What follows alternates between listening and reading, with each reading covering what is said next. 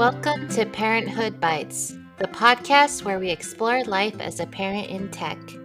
I'm your host, Chow, and I have over 15 years of experience in tech, and I'm also currently working as a career coach. I'm the proud mother of 3 incredible boys. In each episode, we have an inspiring guest who will share their remarkable story. You'll find their wisdom and insights both relatable and enriching, because after all, we're all in this parenting journey together. So grab your favorite drink, get cozy, and let's dive into today's episode.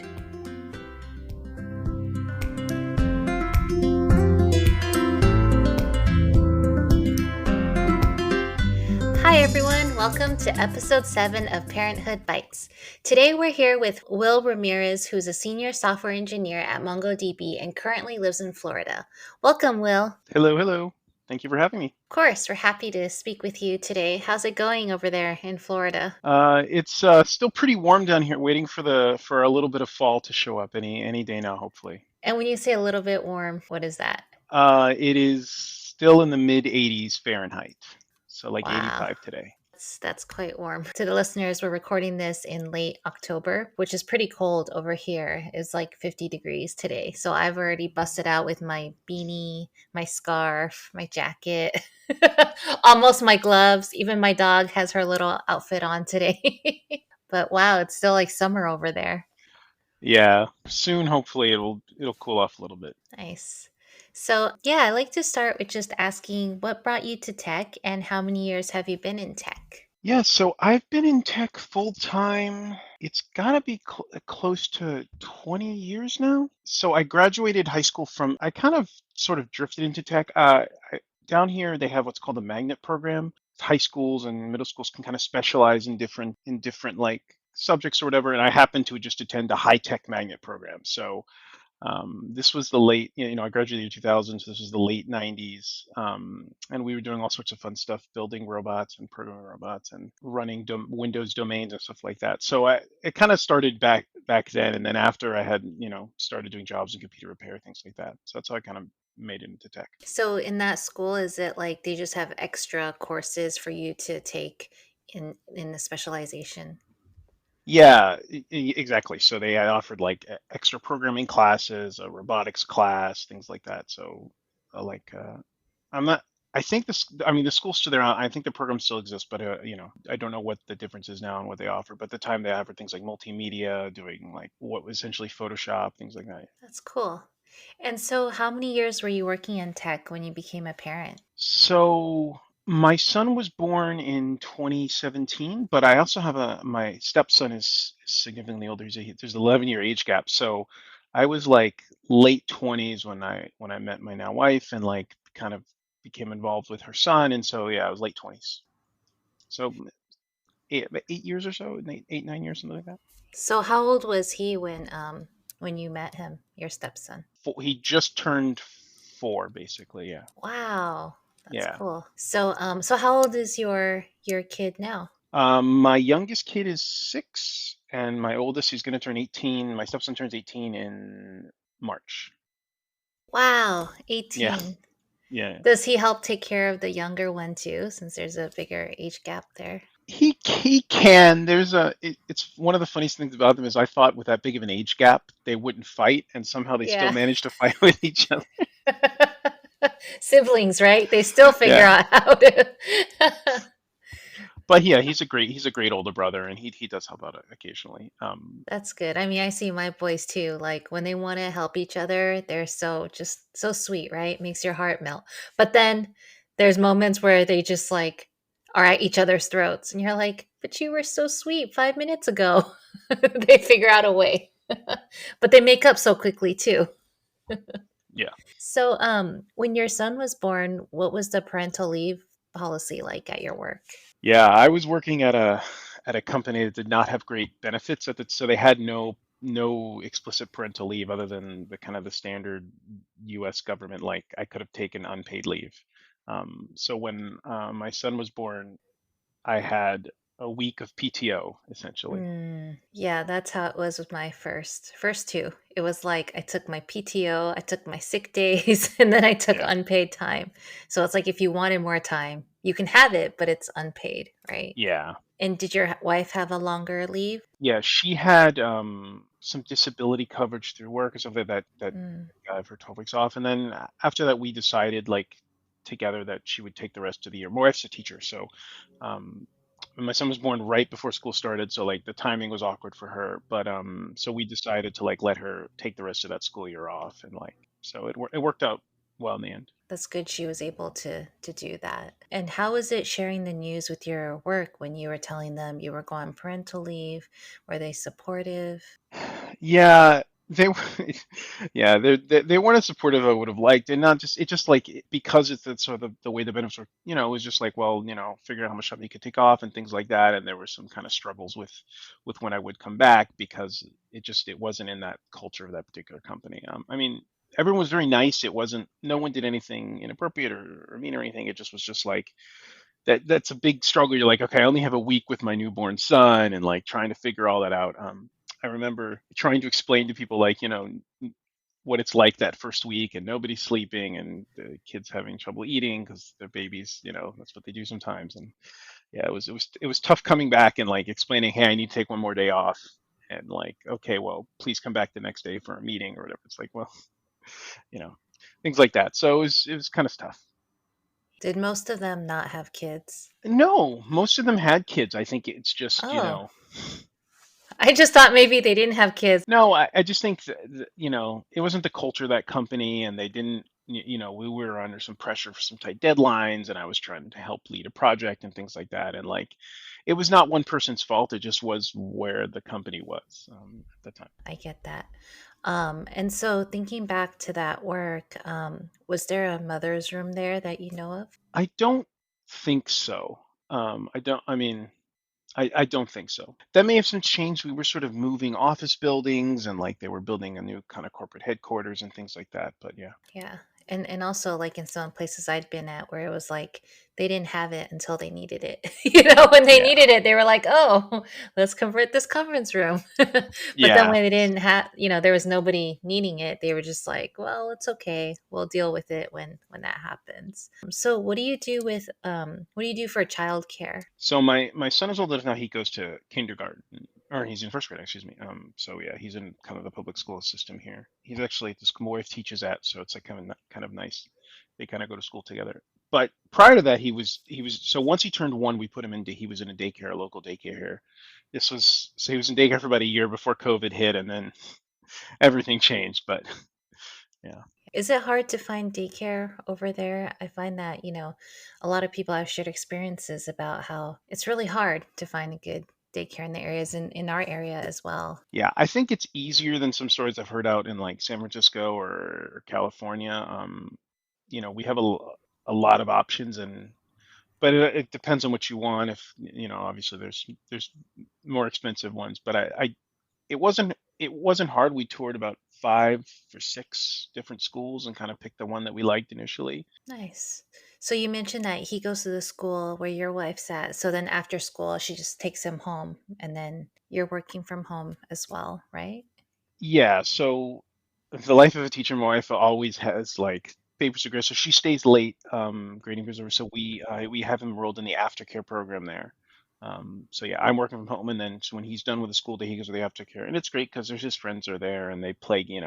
He doesn't come home and hop straight on a screen. So yeah, That's good. It's so hard to keep kids off screens these days. So it's like if you have a chance where they can yes, socialize in person, that's even better. yeah. Especially after COVID, I'm always like, okay, there was 2 years where he didn't get enough. Let's every opportunity we can to like keep him with kids. Yeah. Yeah, absolutely. So, how has your work life changed since you became a parent? Yeah, I mean, it's sort of like that. So working in tech, you're always thinking about priorities. Like, what is my number one priority now? What is the project I need to work on now? And I sort of try to apply that at home, which is like, what is the most important thing now? And like, how do I like deal with focus on that now? So like, when my son comes home, he needs to get energy out. He still has a bunch of energy. So it's like, I usually always like sign off and like we go play soccer in the backyard or go run around, just try to give him a little bit of time and like so then if I have to log back in or do anything later, I've gotten to spend some time with stuff like that. So it's like trying to find those moments of like picking what the priority is and work within those boundaries. Yeah, I love that you do that because I think a lot of times it's very easy for us to just keep going and just, when you sign off, it's like, oh crap, the day's over. But like to intentionally do that and spend time with him, that's really awesome. And I'm sure he loves it too. Yeah, he's very adamant, he goes, Papa, Papa, come play soccer. And then, like you can't tell him no too many times and you feel guilty, right? So yeah. Yeah, for sure. So, what would you say is your biggest challenge or struggle with being a parent in tech? There's always that like lingering so I find it as a parent like you always this lingering sense of guilt that you are not doing enough. Like, oh, I could do this better. There's kind of always that. And then, prior to being a parent, I would take time like on weekends to study, learn the latest program, whatever, learn the latest patterns or whatever. And there's just less of that now, right? So, sort of like combining that kind of like I'm not doing enough in both places, Hmm. as a parent and as an employee. And that's tough sometimes. Sometimes you want to like, I'm behind this project of work. I really want to work this whole weekend, Yeah. and you can't. And sometimes you want to spend a lot more time with your kids, and then you're like, oh, I Yeah. can't. I got to work Yes. today. Yeah.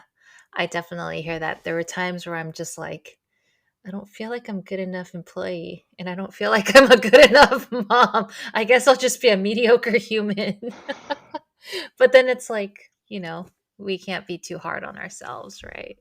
Yeah, especially during COVID, people would, the coworkers of the kids would ask you, "How do you do both?" Because your kids are there, you're in meetings, well, he's screaming in your ear, and you're like, "Well, the secret is I'm just bad at both of these things right now because this is the world we live in." And yeah, Yeah, and you just gotta tough through it, right? You can't just like let go of one. You're just like, I just gotta do it.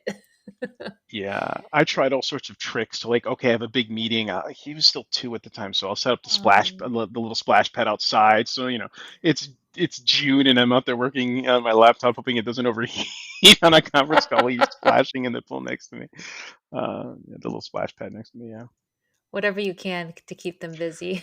yeah, yeah, Yeah, I hear that. That's why I think it's so hard to not have them do screen time because sometimes it's just so much easier, like I got to go to this meeting. It's only going to be half an hour. Just play on your iPad for half an hour. And then before I know it, half an hour turned into 2 hours. And I'm like, oh my God, I just ruined his eyes. yeah. So I know this is something that we're all working on, but what do you do to achieve work life balance at your current point in life? I try to limit the amount of time I work after hours. Like, Mm, you know, I'm not a person who's like, okay, I clock out and out at 40 hours exactly. I don't think like that. But, especially like I try to make sure there's enough time, there's time I set aside for family stuff, taking the kid to the park, eating dinner with the family, things like that keep those rituals. And then like if I have to do extra work or kind of knuckle down and work on a project, that happens outside of those times so that those rituals are still maintained and the family stuff still happens, but I also can when I need to put in some extra work. yeah, yeah. So then what do you do for yourself to unwind or relax? Yeah, I like my two hobbies are kind of like I like watch sports, so hockey or soccer are like the two things I watch a lot, or video games, some kind of casual video game playing. Yeah, I have a couple of games on my phone that I, I like to play. I'm like, I'm busy cooking. And my husband's like, what? You're cooking? Yes. Can't you see I'm serving all these customers? It's stressful at that moment trying to get the food to the customers, but it's fun and Yeah. relaxing. So, your kids being, 18 and 6, what are your biggest struggles with them at the current age right now? I'm sure it's very different with different ages. Yeah, that's actually the hardest challenge is finding things that'll entertain the both of them because like the teenager comes along, but then he puts the headphones in his ears and then he's on the phone the entire time, and you're like, well, I don't know, I don't know why you're here. You haven't talked to us the entire time. So like finding things that'll entertain them both when it's time to do family stuff is a big challenge. Yeah, yeah, it's like lots of trips to the arcade over the summer, like because then they can both play together, things like that. But yeah. It's probably hard to have like an intersection, right, for Yeah, both of them. yeah, Yeah, I mean, we recently got my two older ones that are in middle school, got them phones, and gave them AirPods. And yeah, there's always something in their ear. And sometimes I'm talking and I'm like, is there something in his ear? Like, I don't see an AirPod, but it's in the other ear. And so Yeah, I'm like, hello, do you hear me? So I get that. yeah. I try not to judge because when I do chores, I have to have a podcast playing. It's like it's the only way I can do chores, and so I very often at home I have one in my ear because I'm doing the dishes or folding clothes or doing whatever, and so I get it. But it's also like, okay, we're here as a family. Now we put it away, and then later there's plenty of time for that. Yeah. And then sometimes, because we tell them, these are the only times you can be on your computer or be on your iPad. But then we didn't have a rule for the phone, right? And so sometimes they're like just on their phone. I'm like, what are you doing? Oh, I'm looking at homework assignments. I'm like, are you though? Like, I feel like you're not. I feel like you're chatting, but I also don't want to be the parent that like spies on them on the phone. Yeah, it's and my oldest, he didn't get a phone until he got a phone when he was 9, and that's because that's when he started taking the bus home, and it was possible he could get home before us. Um, Right. if the bus was early or whatever, like my wife may not have gotten there before him. So, and we didn't have a home phone, so Mm-hmm. we started with a dumb phone, but it quickly got to the point where like you basically it's really hard to find them anymore. Yeah. Uh, so he got a smartphone, and initially I had it locked down really hard, like only specific apps at specific times. Then as he got older, we loosened the transition. So we'll probably take that same approach with my youngest when he gets a little older. But yeah, it's so tough with the phones. Like my wife tells me, kids in like first and second grade come to school with phones at her school. Wow. I Yeah, would be so worried about them losing it. Even right now, I'm like, lock it up when you go to PE. Keep, don't keep it like sticking out of your pants pocket. Make sure I got them little baggies to wear around their shoulder to put their phone in. Cause I'm like, don't lose it because I'm not buying you another one. But first and second grade, I feel like it's very easy to lose. I mean, my second grader, he goes to school with his jacket, comes home, we don't know what happened to jacket. Lunchbox, I don't know. yeah, Wow. yeah, yeah. I don't. I mean, I don't know. I that's seems way too young for me, but I Emergencies, maybe. A lot of people, for emergencies only. yeah, I guess. Yeah, I don't know. It's so hard because at school, like, you know, it's so regimented. Like, if there's an issue, the teacher's there or whatever. But Yeah. if they're walking home from school, yeah, if they're walking home from school, maybe it's for reasons like that, or if they need to contact a parent outside of school. But actually, at the school, I don't see why a kid that young would need it. But Yeah, absolutely. I think for us, the kids in middle school, there was a time when like we went to pick them up and they weren't released yet and they didn't have a way to reach us and their teachers didn't call us. So we're like, what's going on? So we're like, okay, let's get it for them for emergencies. But then sometimes when you actually call and try to reach them, they don't answer because they're like, oh, my phone was on silent. And you're like, I got your phone for this one purpose. And I yeah, can't reach you. yeah. Oh, kids. So, what's something that you would tell someone in tech who's planning to have kids or something you wish you knew before you became a parent? Oh, that's a good question because there's so much advice that you get from everyone when you tell your friends, your family, everyone has advice for you. Um, Oh, yeah. and and like, oh, some parents like have to have a pacifier, others don't. Like you get like people get very opinionated about things once you're a parent. Like I have a favorite brand of diapers after raising Savannah and my youngest, right? Like, why Me do I have a strong too. opinion? Yeah. Okay, but what's your favorite brand of diapers? Uh, not Huggies. What did we use? Pampers? Yeah, it was Pampers. Yeah, we were. Yeah, That was ours too. That was the only one where the poop yeah, didn't seek out. yeah. You went and just like I remember making jokes about my kid would never be caught dead in Huggies, and obviously, like I didn't really mean that, but yeah, Yeah. you end up with kind of all these weird opinions, or we have favorite brands of bottle, especially with baby stuff. Everyone ends up having favorite brands, but like um, the thing I quickly learned is that you have all these plans, and then they all go out the way. I joke, no plan survives first contact with the enemy. Like you're gonna have all these things, and then they're kind of gonna go haywire once you're the kids in your life. So uh, yeah, So don't make plans. I'm kidding. it's not that like it's almost like being in tech, right? We have these big planning meetings for 3 years, and everyone in this meeting knows none of this is going to happen exactly as we say it's going to happen in this meeting. Yeah. But you kind of have to have them anyway to kind of lay the groundworks, and then you kind of adjust. And so, kind Yeah. of same idea.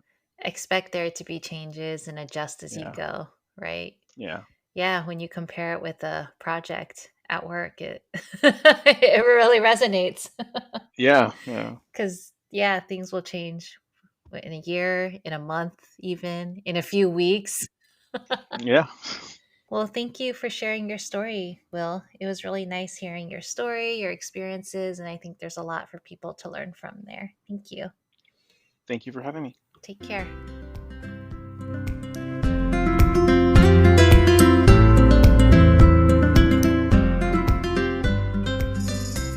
Thank you so much for joining us today on Parenthood Bites.